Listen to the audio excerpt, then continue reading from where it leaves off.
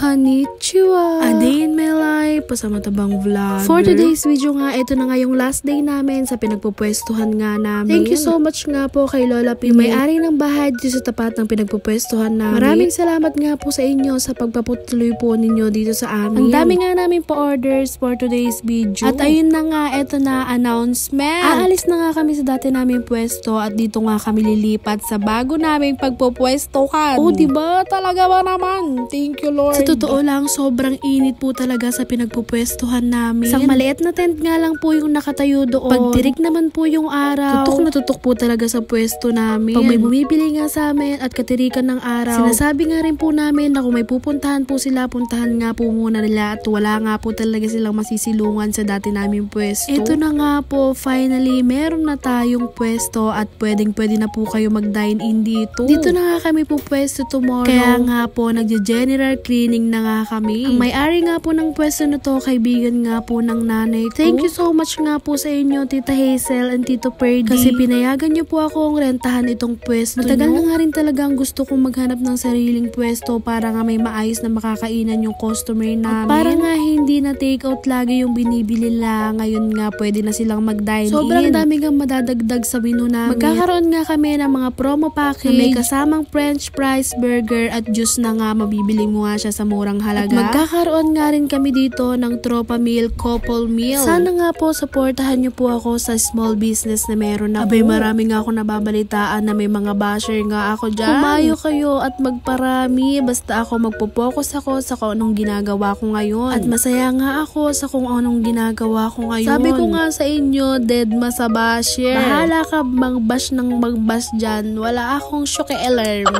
Maraming salamat po sa lahat ng loyal customer namin. Ito nga pong nilibatan namin na pwesto ay malapit nga lang din po yon sa dati naming pwesto dito sa tapat ng school. Abay, Diyos may marimar, matindi-tindi talagang general cleaning ginawa namin dito para makalipat na rin talaga kami. Para nga hindi na ako pabalik-balik magdala ng mga gamit. Dito nga ay pwede na nga namin iwanan yung mga gamit namin kasi meron na nga rin siyang padlock at may CCTV na nga rin dito. Ang lapit nga lang po ng pwesto namin dito, malapit sa school ng elementary. At katabi nga rin po siya ng simbahan ng Katoliko. Kaya nga po kung gusto niyo magmerienda dito sa pwesto namin, madali nyo nga lang po siya mahanap. Tabi nga lang po talaga siya ng simbahan ng Katoliko dito sa amin. Pwede na nga po kayo mag-dine in dito. Abangan nyo na nga rin po yung ipopost ko na magiging menu namin dito sa pwesto. Sobrang nakakapagod nga naman talaga ng mga araw na to at puyat pa nga rin ako. Madaling araw din kasi kami ni tatay na malengke, mga 2:00, tapos gento na. Talaga, laban na yan. Abay, nagtutulong-tulong na nga rin po kami maglinis dito para nga po talaga makapagpwesto na kami dito agad. Ibigyan nga rin po natin to ng buhay, yung maganda talaga siya at pupuntahan po talaga siya ng tao. Sa ngayon nga po ay eto nga lang po muna yung makikita nyo pag nagpunta po kayo agad dito sa pwesto namin. Meron nga rin po kami ditong available na table and chairs kaya pwede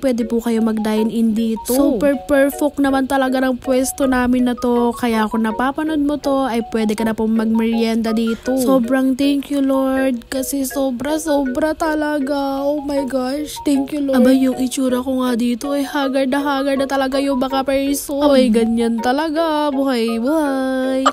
Oo, haggard na siya. Hindi na tawa yan. At eto na nga, malapit na nga kami matapos sa pag-general cleaning. At inaayos na nga rin namin yung mga table and chairs na pag-uupuan ng customer. Unti-unti nga namin itong pagagandahin para nga sa mga customer namin para mas lalo nga nilang magustuhan itong pwesto namin. Kung ilalaban natin yan at hindi naman natin siya kayang paggandahin agad ng bonggang-bongga. Yan nga lang po yung simbahan namin ng Katoliko at eto nga lang po sa tabi niya talaga, as in makikita nyo yung pwesto namin. Maglalagay nga rin kami ng tarpaulin dyan sa harap para mas makita nyo talaga. And ayun po, sobrang saya talaga ng puso ko. So first talaga, thank you Lord sa lahat ng blessings na binibigay nyo po sa amin. Pumunta na nga po ako sa dati namin pwesto para nga kunin yung tarpaulin. Lilipat na nga rin po namin dito at dito na nga po talaga kami magbubukas bukas. So ayun, sana na-gets nyo po.